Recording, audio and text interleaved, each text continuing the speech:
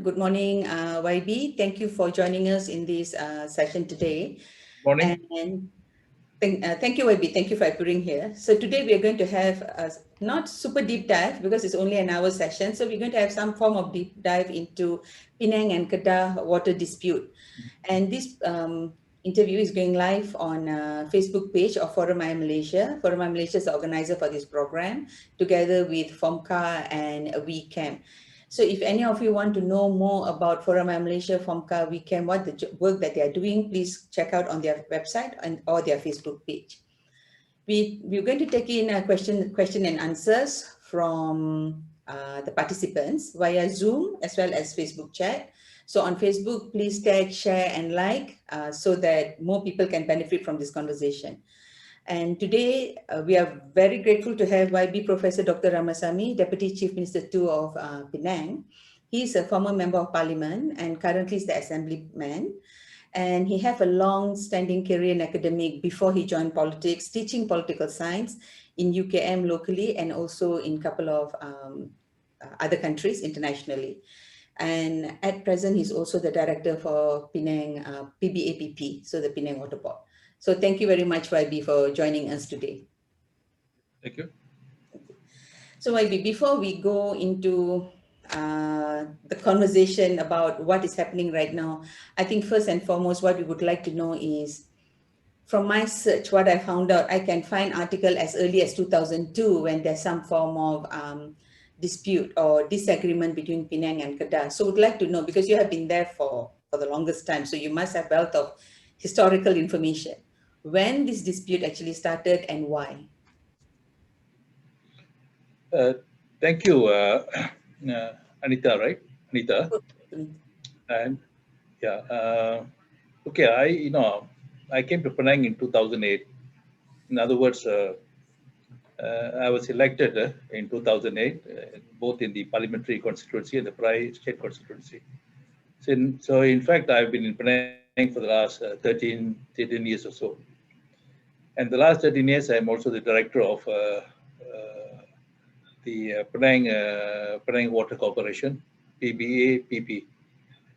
So, I don't claim to be a real expert on water matters, but I think I have the experience in the last 13 years or so to comment on the water issue or the water dispute that's currently out in the public between Penang and the state government of Kedah. I don't think there was really a water issue, water problem before, not that I know of. And there could have been discussions and negotiations over water. But I don't think there was really a dispute, because I think there was no claims from Kedah earlier, before the past government took over, that Penang had to pay for the water, raw water, that they are drawing from Sungai Muda. And you understand also that 80% of the water supply to Penang comes from the river Sungai Muda, and this is processed at the Sungai Dua water treatment plant. Okay, so it's never an issue. But suddenly, after the past government took power in 2018, the Menteri Besar, Muhammad Sanusi Muhammad Noor, has been raising this matter a number of times. So the matter has not really subsided, so to speak, and we have a particular response to that. Now, as a member of the Penang Water Board and a person who has looked at all these issues, I understand, I think we must have a very rational and logical explanation why Penang doesn't have to pay to Kedah. And you remember that the Sungai Muda, at least the southern portion of Sungai Muda, actually the boundary is in the middle of the river, there is Sungai Muda. In fact, we are taking from our side of Sungai Muda. We are not taking from the Kedah side. You must also understand that the once our boundary, I don't want to go too much into the question of boundary, delineation of boundary and so on. But just suffice to say that our boundary was actually into Kedah earlier than we were brought back through a series of agreements. So now let me focus on just water from Sungai Muda. So we are taking from the Sungai Muda, that is from our side of Sungai Muda, without of course disputing the fact the origin of Sungai Muda is in the is in the hills or the mountains of the Sungai Ulu Muda region. That I don't think there's any dispute, and I'll come back to that later. Okay. Now, I think when I'm talking that we are withdrawing from the withdrawing water from outside of Sungai Muda, the question of that we should be paying to Kedah does not arise in the first place. I can understand if we are drawing water from Kedah, where the Sungai Muda is on the side of Kedah. I can understand that because now you got a situation in Malacca where Malacca pays to Johor, Selangor pays to Pahang because they are taking from Pahang and Malacca taking it from Johor. They have to build the structures to bring the water in, and Singapore is paying to Johor. So in those kind of situations, I can understand. Now we also in Penang we are trying to also draw water from Sungai Perak. That we will pay draw water. There's no question about it. Now we are withdrawing water, drawing water from Kedah, that is the river within the boundary of Kedah. Then I can understand. Then I think the claim by Menteri Besar Sanusi is quite legitimate. But this has never been done in the history.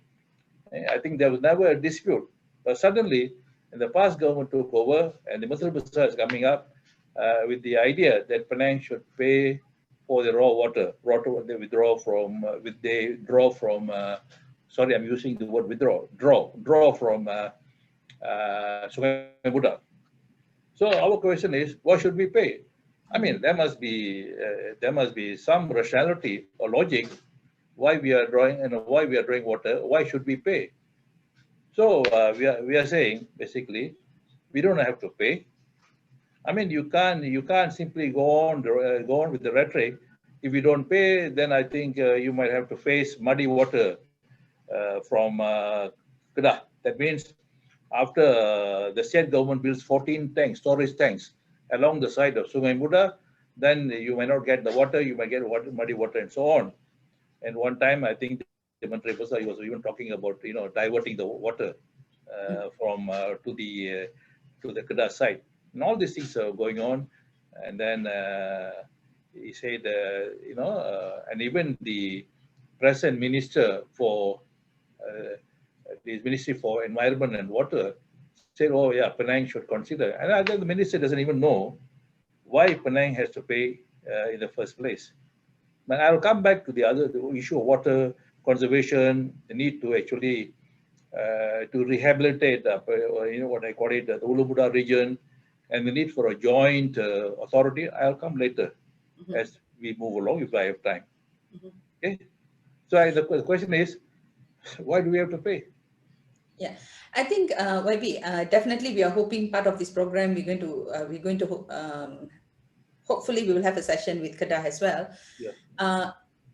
Looking back into Penang's expectation, where from I think my personal knowledge, not from what I searched because I've read something as early as 2002, yeah. But I remember even as 2015, 2016, there's a lot of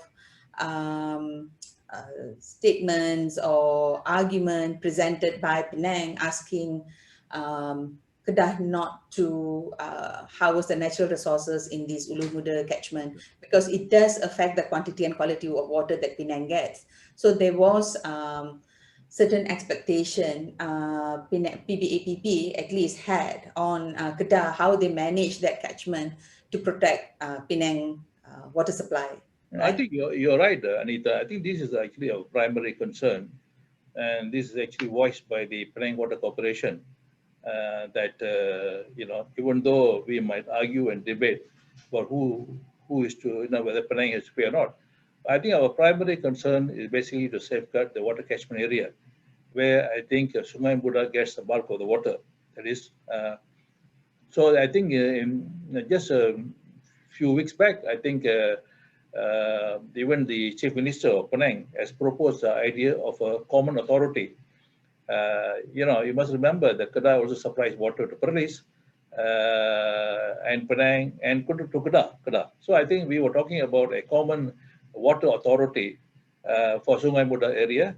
And when it comes to the common authority, I think Penang is willing to consider, and if everything is agreed, the federal government must come in. Then I think we are keen to actually to contribute our what do you call it, whether it is in monetary terms or otherwise, we are actually willing to partake to safeguard the water catchment area of Sungai Buddha, mindful of the fact that is a very important area, and we get as a primary source of water supply, not just to Penang, but to Kedah and Perlis. Now, if the three states can get together and work out some kind of mechanism, and provided the federal government throws its weight against this particular proposal, I think we are here, and we are not actually against that.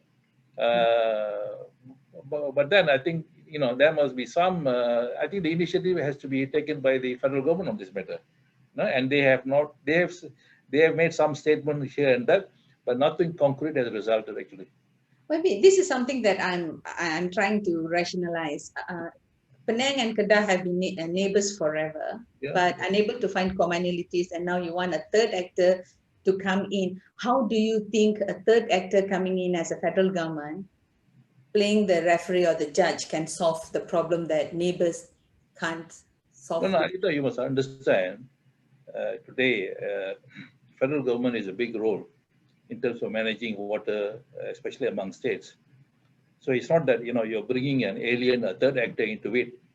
You actually, because I think they collect money from water resources, and recently you understand I think they wrote off about 1.2 million. The debt Kedah had about 1.6 million, roughly, and they wrote off 1.2 million, and they wrote off 2 billion ringgit for Pahang because they could not pay the water bill. So it's not a third actor. I mean, I disagree with you on that. A federal government has a definitive role. It's not a role where they come and tell the states what to do, but what I would call it a cooperative federalism, where they can actually look into it and they can contribute a certain portion. Penang can contribute some portion, Kedah, Perlis, and so on. So I think in that kind of joint venture, I think we can talk about the long-term interests, water interests of all these three states. So federal government is not a third party. Yeah?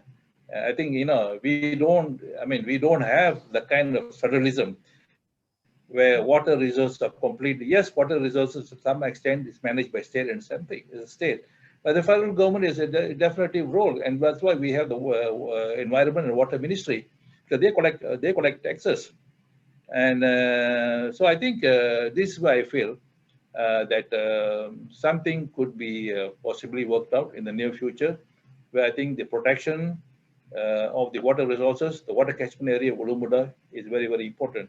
In the past, I think you said something. I think the Penang government, or in fact, the Penang Water Corporation was very critical of what I call it timber extraction in these areas. Yes. And we believe that I think if this continues unabated, this will pose a grave danger to the water catchment area. So I think we need to conserve water not just for the present generation, for the future generation. So that's why I think all these parties have a critical role to play in terms of setting up whatever the authority, a joint authority in managing water supply in the Ulu Muda area. Okay. So maybe like if I'm trying to sort of like to simplify or sum up, am I right to say that Penang in no way going to compensate Kedah, but if Ulu Muda Basin Authority or Muda River Authority, depending on what CASA or what PPAPP have named it, is being formed, and a payment for ecosystem services are being framework drafted, then that contribution is something that Penang willing to consider or look at. Yeah. I think am I right to say that? I mean, you are just asking, as a Mantra is asking, is very belligerent attitude. If you don't pay, you'll get muddy water. If you don't pay, we will divert the river. If you don't pay, we will take it to court. Now, as far as we are concerned, This to me is an open threat against Penang. It's not just against Penang, also against Perlis, against Kedahans. Recently, I think you are aware that the water shortages, serious water shortages in Kedah. Mm-hmm. And I think the Penang Water Corporation has to go in on a humanitarian basis to assist, laying pipes and doing other kinds of work to help people to reduce this problem of water shortage. Mm-hmm. So I think I'm not saying that Penang has a kind of there's a wall between Penang and Kedah. I think the relationship is much more, I think, amorphous, no? Much more amorphous. Yeah, I think if you're just asking, hey, you're taking water from Kedah, you must pay. I mean, hey, wait a minute, I'll say, why should we pay? But if you're saying, look here, let's jointly protect the water catchment area, Ulu Muda, it is in the interest of Malaysians in the northern region. And if the federal can come out with a working plan and everything, we all for it. Mm. We all for it, you know. Okay, I'll come to that. I'm going to come to that because I have a question in relation to on the stewardship part. But at the same time, Webby, I would like to know, right? When we're talking about these payment ecosystem services, I know that a lot of conversation had gone, not to say a lot, there is some preliminary conversation has gone about it, and we do not know what the federal government stand at at present time.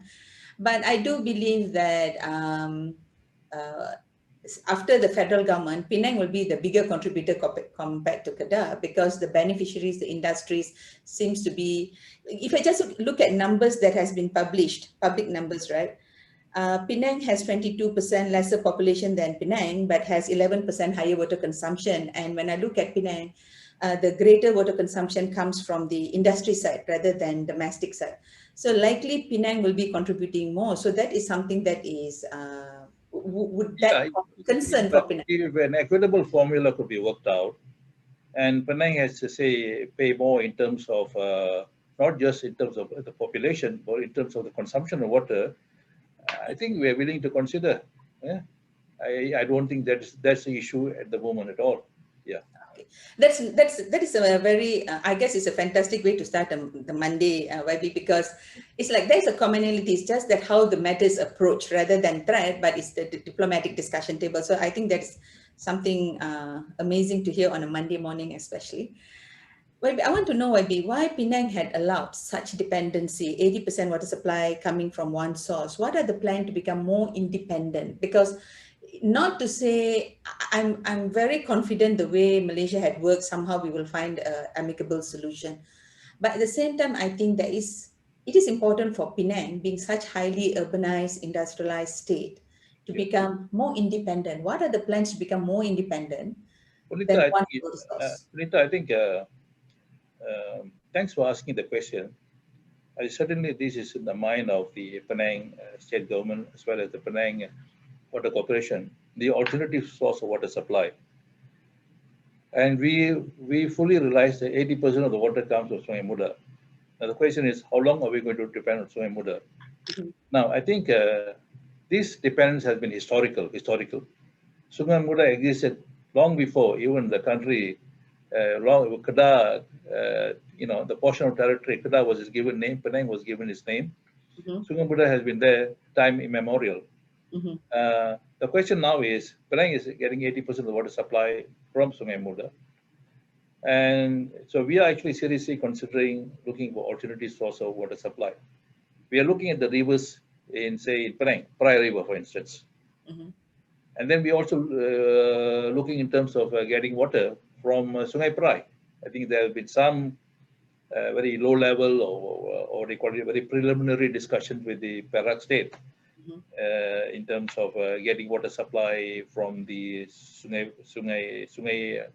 Perak. At the same time, we're also looking in terms of housing, rainwater. These are all not really issues like that. We could conserve water and also looking in terms of how we can also harvesting seawater and so on and so forth.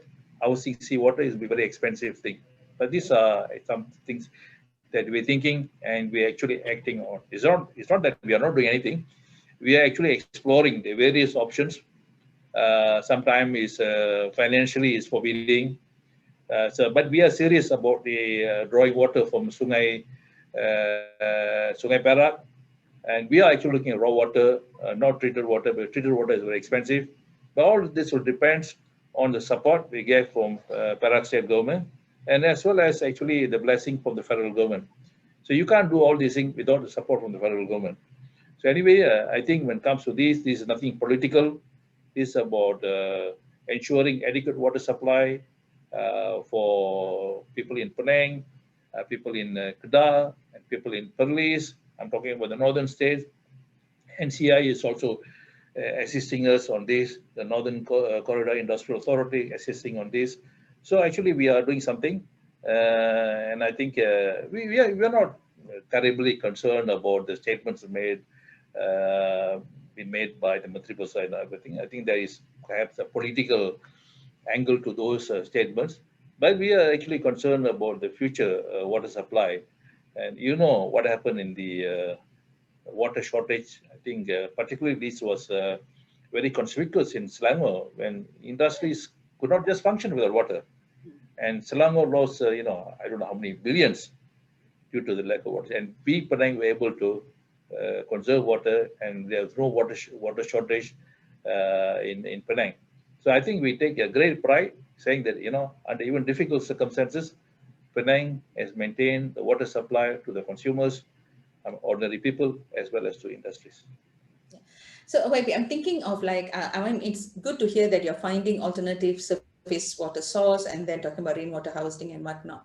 What about a bit more forward approach and desalination? But we know desalination, then there's the issue about how to treat brine after that, because it produces a lot of high concentrated salt waste, right? So what about things like Penang has one of the most largest number of sewage treatment plants. So what about recommission? What about redesigning the state, like how Singapore did, like sort of like industrial zone, or pushing toward industries that uses lesser water, or capping, like some states in India, because they have severe water scarcity issues, the water that they can take from the source. That means they're pressured to recycle. I'm talking about that kind of substantial changes that fundamentally can change how Penang is looking at water. Because right now, yes, there are a lot of attempts being made, but it seems it is still relying on conventional method. Penang, one thing I know that have drafted this Penang Green Agenda, right? The Transformation 2030. So isn't it time for Penang to take up the stewardship role? Why I say Penang as a stewardship role is, I don't know, if many people are like me, we tend to look at Penang and compare it with Singapore, right? Because two vibrant islands, in terms of economic, in terms of industry, in terms of community, in terms of water issues. But Singapore has become like South Asia's stewardship in terms of water. Yeah. Why do Penang take that role? I think we need to be very cautious, and I think we have to always adopt a worst case scenario. What if we might have water shortages in the future and so on. So far, I think we have the lowest water charges in the country, Penang, for consumers. So I think if we have, rightly or wrongly, I think the Penangites have used the fact that there's abundant water supply, and we have not, the public, they have not felt the what do you call it, water shortage, because if you look at the history of water supply, I don't think there was actually what do you call it, water shortages experienced by the public, the consumers, and even the industries. But I think I understand, and I understand your argument and what you're driving at. I think we have also visited Singapore, and I think Singapore had to face water shortage or possible water shortage after it became independent in 1965. And they have created a separate water ministry actually to look into it. And they have created a kind of multiple sources of water for Singaporean. The charges are also very high in Singapore. You cannot simply waste water in Singapore. because I think they have put it under very, very stringent, the water supply under very stringent conditions. We can take some ideas from Singapore or maybe for other countries. I think that's fine. But at the same time, I think we are also beginning to realize, I think this water matter should be taken very, very seriously insofar as Penang is concerned. And we also fear the good old days may not be there in time to come. Now, given that kind of very what do you call it, not a very positive scenario, I think that you need to have some really hard thinking. How do you ensure uninterrupted water supply to the consumers and industries in Penang? And I think here, this is where I think the Penang Water Corporation, the state, looking at again, as I told you earlier, alternative water supply. So we might not see, if you are put in a situation where you don't have water, there's no water at all, and I think we will be very, very serious to explore the alternatives. Maybe it's the process. Maybe a time has not come there. Time has not come where we seriously ponder on the question of looking at the alternative sources of water supply to Penang. And I also feel sometimes our charges are so low. Just because we have water, uninterrupted water supply, our charges are very low. I think there have been attempts to revise that because PBA's income or whatever, it depends on just on the monopoly of water supply and water supply. So I think these are the challenges that Penang has to face. Not just Penang, all the states in Malaysia has to face.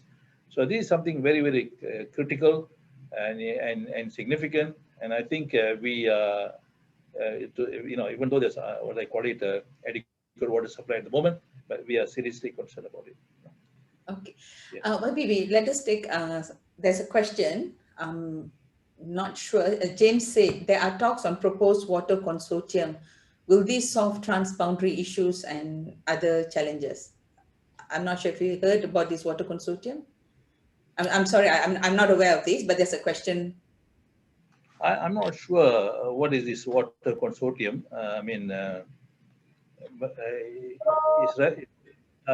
Is reference been made to this authority, the northern, the Ulu Muda authority? Is that looked as a consortium? I'm not sure. James, you are listening here. So if you can clarify what you mean by water consortium. I think just now earlier, YB used the term consortium is not company as per se. It is actually the states and the federal government coming together and forming up or materializing this authority to look managing this particular Ulu Muda basin. So if you have some other information, maybe you can clarify in your chat box. And there's a question from Facebook, or not really a question, more than a statement. This is a good incentive or good approach, willing to work out a win-win arrangement. Kedah must be incentivized to preserve catchment, which of course comes with a cost in terms of loss of opportunity. That is from Mr. Dore. He's from Penang. And Penang water tariff is the lowest, resulting in highest consumption per capita, wasteful consumption. Demand side management seems. Okay, this is why Penang is not charging water tariff structure to align to a more sustainable consumption. Before answering that, YB, I would like to ask you a question. What does, I'm not asking cost of water. How would you value water? What do you think, when you want to put a value on water, what should be the parameters from your own perspective that should be considered? No, when we can't raise water charges without the necessary approval from the federal government, Ministry of Environment and Water, and a host of other departments. So you just can't tomorrow. Okay, we're going to raise water prices. We can raise it. We can't do that. So we have to compare with the other states. No, not necessarily there must be a uniform water charges. Johor charges so much, so we have to charge. Not necessarily, but I think there must be some criteria that I think we must develop as to why we have to charge. To increase the water rates. So no, we are for increase of water rates, but I think because of COVID and other things, this has been delayed. some stuff. So we are for increase the water rate, and we are idea, and we accept the argument that the water rates in Penang is the lowest in the country, if I'm not mistaken. So I think the attempts to actually, not that we are keeping quiet, the attempt, but then you just cannot actually increase the water rates without the necessary approvals. Yeah. So that is actually responding to, I guess, what Mr. Dore have asked, why Penang is not charging water tariff structure to align to a more sustainable consumption. But I want to go back to the question that I posed just now, not on the tariff or cost, but how would you consider the water is being valued? What does value of water means to you? What are the composition that should go in when we say there is because there's always a cost, but we also know the cost is far lower than the actual value of water, right? So what would that value means to you? See, we have a corporation, what they call it, corporation is a company actually. Mhm. PBA is actually is listed on the I think it's a listed company. Mhm. The majority of the shareholding is by the state. The rest we have minority shareholders. So I think uh, so I think the question is, what is the value of? I think we cannot actually. There is no absolute criteria for valuing water, and then subsequently, based on that value, you charge consumers. And I said earlier, there was a time by the ministry to get feedback from the various states to develop some kind of, I will use the word uniformity. Mhm. How are you going to charge water rates? In terms, I think it is implicit in that criteria will be the charges, the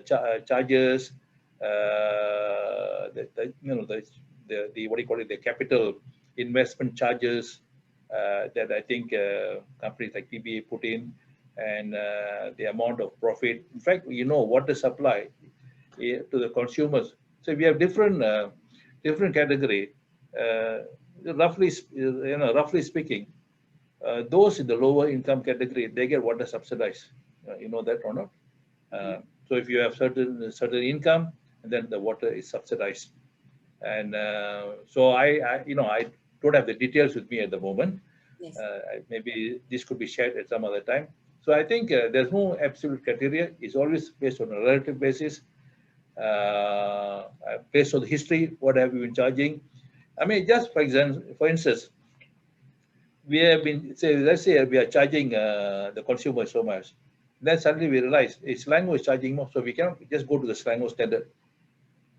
We have to make, I would think, incremental changes, and the state government, the state, the public, in the majority shareholder, we have to explain to the public why we are charging this. And in Penang, the NGOs and all are very active, and they're going to question you, why are you charging this and that? So in fact, there are checks and balances in terms of water charges and so on. But there's a realization that what we are charging today is not sufficient, and that it should be increased in the future. I think that there already been proposals for the increase, but it's just that nothing has been decided or announced so far. Maybe so we had for the last couple of minutes we're talking about low price or tariff, and then earlier you mentioned about how the public, or at least Penangites, have the sense of water abundance, and the policy of the state itself, they do not want to have rationing, right? But don't you really think it's time for us to reset because things are changing, climate change is real. There will be a time when people, I mean, there are already places in the world that is already fighting for water. So this is a real challenge. So, like what Winston Churchill says, never let a good crisis go to waste. There is actually a crisis, even though the crisis is not in a situation where forces us to carry pails of water. But don't you think it's a time for Penang to reset?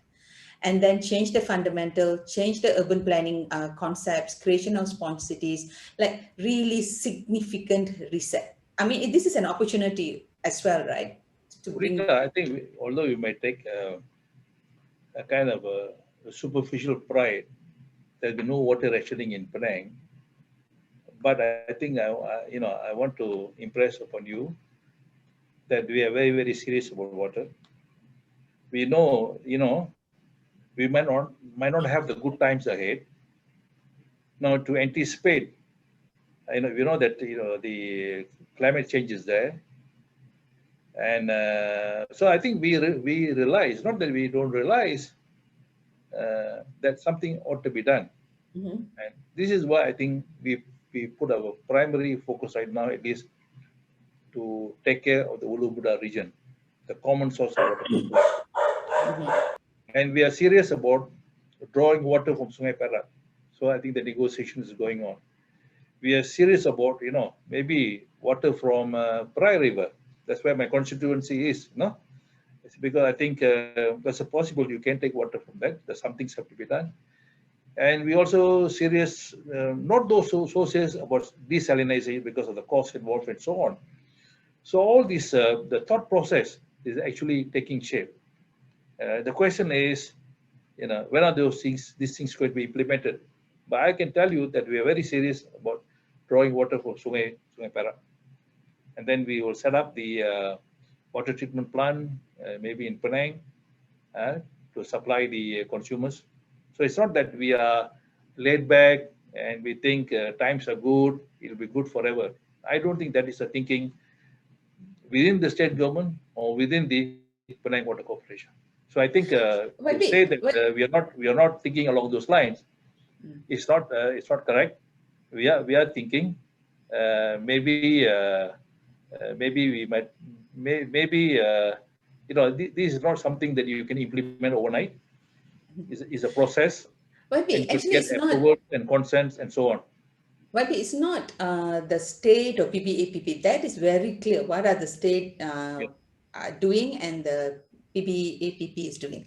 That is without a doubt. I don't think there's a question to the initiatives or the programs that are being put in place or attempted. But what I'm talking about when I'm talking about reset or like no, don't let this crisis go to waste is to change the mindset of the people.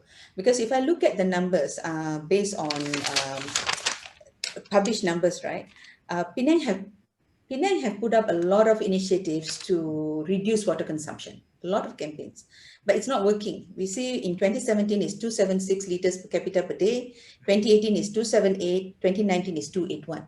It is not working because, so what's happening right now, in my opinion, so maybe I do not have the depth of what's happening in the state, but from my opinion, what I see is as the people are using more and more, Penang, PPAPP and Penang government is trying to fulfill these needs This, without yeah, without this, handling. Now, this is a crisis actually. 281 uh, liters per person per well, day. well, whether you consider that crisis or not, I think that's your opinion. But I think you're talking about reset. I think the primary element here is basically the low water charges. This is the reason why I think there's a high consumption of water. I agree. There's a very high consumption of water. It should be less. Now, if you don't charge them, and if you giving them water subsidy and so on, I think there is a feeling you can use water as you like. And when you're talking about reset, I think I'm talking about actually bringing about concrete changes, raising the water price. Maybe I'm not even, I mean, you should give subsidy to people who can't afford it, but I think water price should be raised at some point. I think the proposal is already there to raise water prices. It might not be something like Selangor or even Johor, but there's already a proposal to raise the water rate, and this is unanimous. And I think not just in terms of curtailing this, what do you call it, this wastage, water wastage, but at the same time also to increase revenue for what do you call it, for investment and capitalization. Yeah, I think I think Thank I think the reset, whether you want to you use the word reset or not, I think we're already thinking and we're already acting on those things. Okay, thank you, YB. So we have another 20 minutes left for this session with YB. If you all have any questions, please drop in the Q&A or chat box in the Zoom, as well as in the Facebook. So there is a comment rather from Mr. Eric Senaya, Malaysian Nature Society, I believe, MNS from MNS, water catchment areas in Malaysia must be protected as a national issue, which is, I think all of us agree. Yeah. Proposed forests with water catchment areas be seconded under National Trustee Water and Forest Management. Sounds fantastic if that happens. This be funded by federal government and state independent trustee body managed separately. So I guess, I mean, all these things are sort of like visionary approach that we want, which I hope it will work, because this need to be done not just to bring water to humans, is for the entire ecosystem to thrive, because there's a natural environmental flow that is needed, that we need to have. The couple of comments here: will our water supply be sufficient when the 3 southern islands are built in the future? From Mr. Ang. So does that resonate with you? I'm not sure what does 3 southern island means. Will the Yeah. water supply be sufficient or insufficient? No, Okay, I wouldn't want to go that far. I think the 3 islands is a proposal, and I think the Penang state government has actually I think probably tendered out. I think it's something it's a distance, and I don't want to touch about it. Okay. What if the 3 islands are great? What will the population increase? I think it's a bit speculative right now. Although I think we can engage in some form of speculation. I think the water consumption is going to increase. Whether there are the 3 islands, whether they're going to be, but future population increase actually would presume that water increase would be there. Okay, that's okay, Ang. I hope that answers your question, because it's a bit too early to presume anything right now. There's a question from Ms. Reka. Is Penang looking into implementing a surcharge for additional use of water to avoid wastage or overuse of water? I think surcharge, if I'm not mistaken, surcharge is there. Mm-hmm. Whether we want to increase the surcharge or not, I'm not sure. This has been decided by the Penang state government as well as the members of the Penang Water Corporation. Surcharge is already there. If you use water beyond certain things, there will be a surcharge. Surcharge, yeah. This is in a way to reduce and discourage discourage water wastage. So yeah. So there's a question about NRW from Rushain. What is being done? One thing, Rushain, I think Penang has the best NRW in the country right now. So I guess probably this is something that we can have a separate conversation specifically on NRW. Today we're talking about this. I think one time we had quite an impressive NRW. Maybe it has increased. The question is, NRW cannot be avoided. Yeah, but the question is, how much you're going to allow. And if you think this has to be addressed, the dilemma that is posed is, you cannot spend too much time actually addressing the NRDW problem, but you allow for certain percentage. At the same time, I think you also look at other more, salient or fundamental issues that is confronting the customers and so on. So NRW is not really a problem in Penang, I would say. I mean, to give you a very, what do you call it, a short statement on that. Yeah, it's not an issue really. Okay, thank you, Webi. So Oyingi asked on the percentage. Oyingi, I will get in touch with you later to let you know, because I'll get distracted if I started going through my desktop looking for the number. And regarding the water consumption, 281 liters, that is only limited to domestic. So tourists or outsiders, if they're staying in commercial properties, it's not calculated in. So Webi, I want to ask you another question. Couple of papers, research papers that when I'm doing when I wanted to interview you, I started reading a lot of papers. One key component that I find always appearing in every single paper is lack of public engagement with all the stakeholders involved by all federal, state, and local government in relation to management of this Ulu Muda Basin, or even protecting these water resources. There are multiple papers I've written, but one key component is that. So why, of course, I can't ask from you from the local government and federal government perspective, but on Penang state government, how deep are you going, engaging all these stakeholders in terms of NGOs, CSOs, indigenous community, business sector, as well as if it's not to the extent that you wish, what would you do about that? When you say public, are you referring to the civil society members? No, they're talking about entire stakeholders. I can share some that papers with Yeah, you later. These I are think, research but, papers. but you understand that the Penang civil society organizations are very, very active on all fronts, and they have also been very, very critical of the state. I think that's fine with us. And then there have been engagements not just on water issue, on many other issues, especially in terms of construction, in terms of buildings, development, and so on. I think Penang NGOs, even though there might be a few, but they're very, very vocal, and they don't necessarily agree with the state. So if you want to call that a public engagement, I think if, in Penang government, if you want to do something, project that's controversial, something, this public engagement is always there. I think these are all inbuilt within the rules of the city councils and so on and so forth.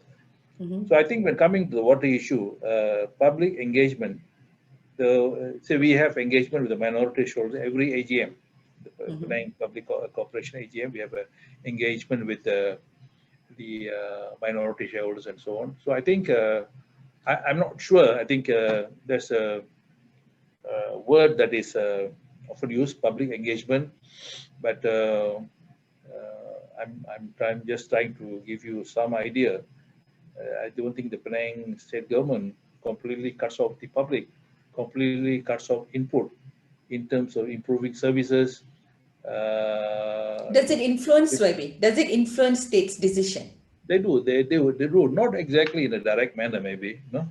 All these things have an indirect influence, impact, and we take seriously the views expressed by NGOs. Of course, they're very critical. They are also very fixed. Okay, you must do this, you must do that. But sometimes, as an elected government, I think you are thinking of a larger audience, not just a specific audience. But even though I think we welcome the views expressed by the civil society members, environmental NGOs, and so on and so forth, even on this water matter, if I'm not mistaken, CM has actually wrote a letter to an NGO person explaining the water dispute between Kedah and Penang, and also I think he made reference to the proposal for a what do you call it for a, what do you call it water Ulu water authority and so on. So I think we were very open about that, but sometimes they have the opinions and they also criticize it. I think well and good. I think we are open to that. It's not an issue at all.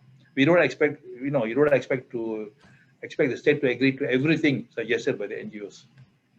Okay, understand. Thanks, Yeah. Swabi. So there is a question from anonymous attendee. I'm sorry, he didn't give his name, or she.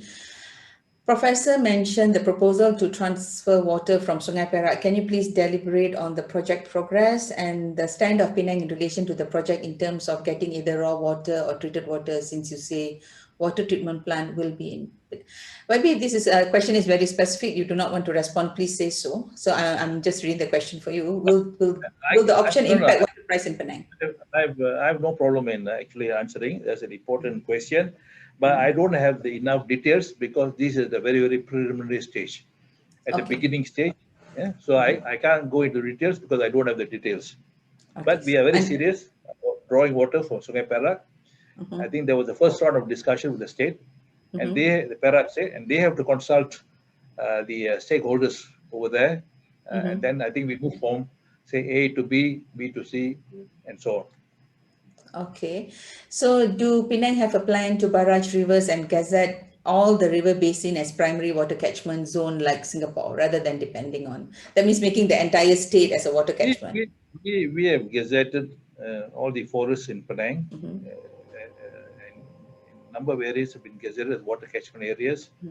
So I think Penang is on top of that. But I think the question of drawing water, what are the possible sources?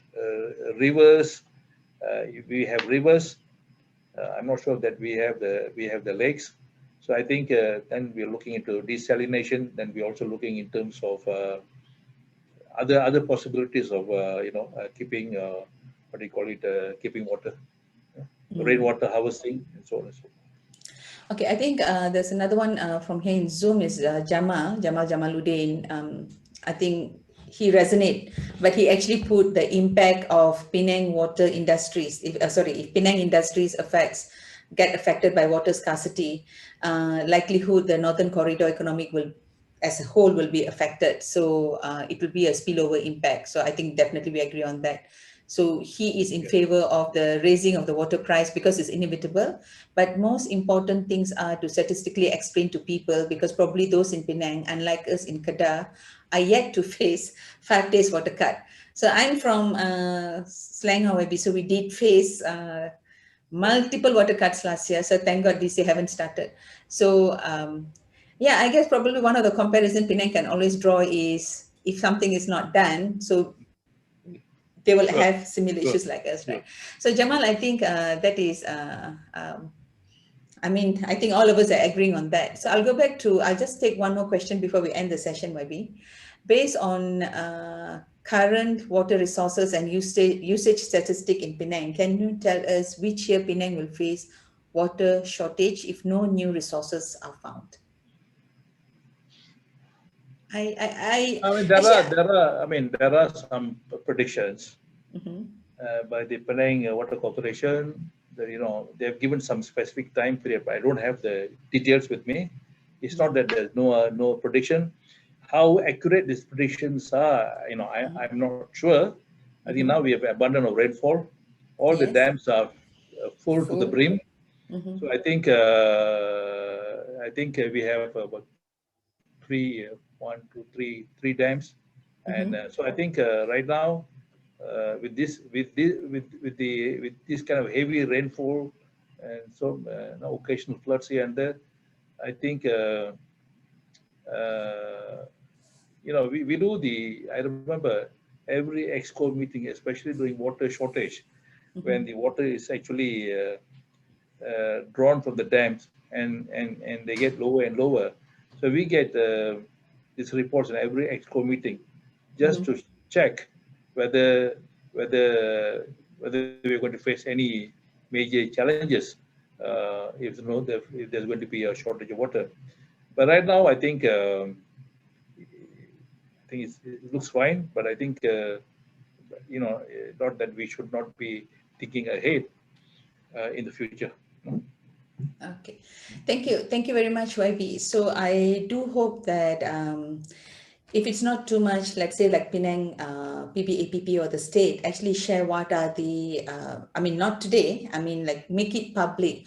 What are the specific challenges and what kind of solutions they're looking at? I'm very, very sure the industry players who are listening to this able to give To be some. fair, to be fair to the audience, Mhm, Facebook or otherwise, I mhm, think if you have given me some specific questions, I could get the details.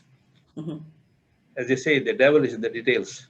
Yes, I could have given you the detail in terms of breakdown of figures, and I could get it from PBA. So if you can give me these questions beforehand, and then we can have a discussion on it, and I can give you very specific figures.